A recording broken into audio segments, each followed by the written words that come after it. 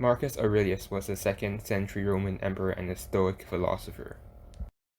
He wrote Meditations, a book of his ideas and ideals, as a guide to himself on how to live a tranquil and virtuous life.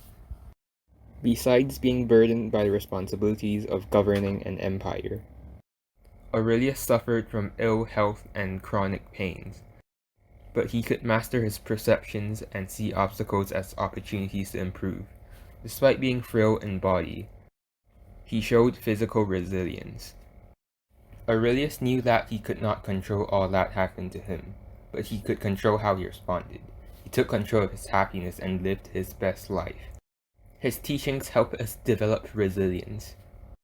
You have power over your mind, not outside events. Realize this, and you find strength.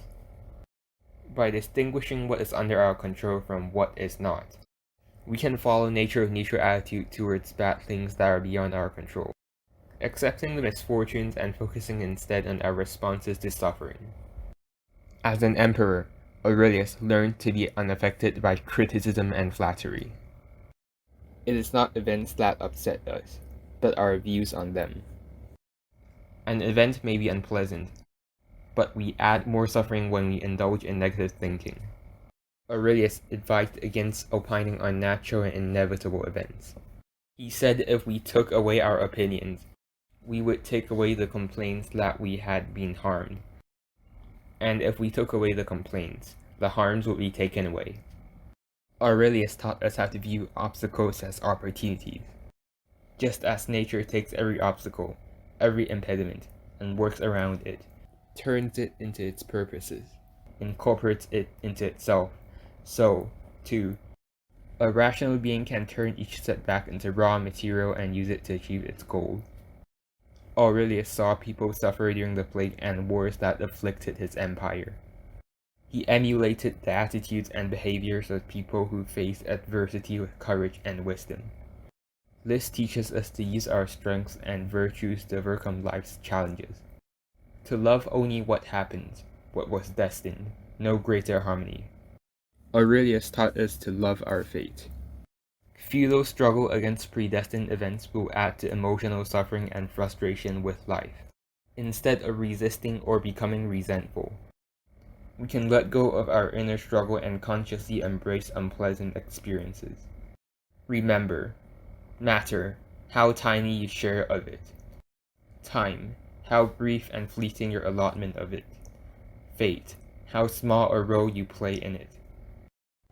Aurelius reminded himself of the brevity of life in comparison to eternity. We can do likewise to inspire us to let go of trivialities. An eternal perspective is humbling and helps us see opportunities and obstacles. Seeing how we're all connected helps us empathize and live in harmony with people. Aurelius had great ideas for a good life. His arguments were brilliant and convincing, but could also be radical, especially with regard to becoming fearless of pain, suffering, and even death. For example, Aurelius thought one should be calm when being devoured by a lion. Why? Because this was not something that one should care about. Sure, one preferred not to be devoured, but for one's consideration. The only good was virtue, and the only bad was vice. Also, as destined by relentless laws of the universe, there was reason for one to be another's food, even if it was beyond one's comprehension. If you let a lion devour you instead of your friends, that won't just be good for them, it will also be good for you. In fact, it will mostly be good for you, because it will increase your virtue, which is what really matters. If we adopt the view of Aurelius, we'll have less stress and sadness in our lives. We won't fear death, and won't be upset when things go bad for us. By regarding the health of the soul as more important than the health of the body, we become calm, cool, and collected. We'll be less emotional. But do we want to lose all of our feelings? While our attempts to remove negative emotions like sadness could also cause the removal of positive ones like joy, Aurelius argued that real happiness came from doing good deeds and living a virtuous life, and avoiding unnecessary conflict.